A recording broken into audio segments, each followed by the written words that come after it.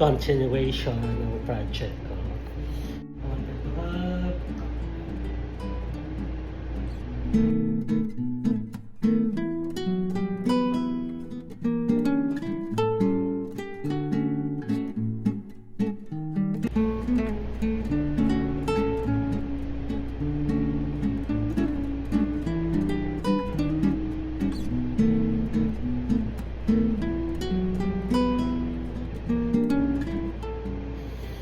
So, may dangling earrings na din siya.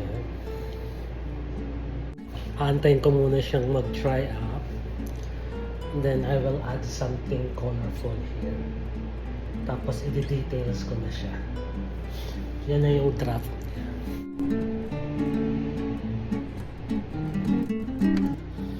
So, I'm gonna play with colors lang.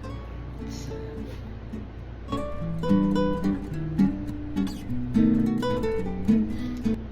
wala siyang design, bahala na.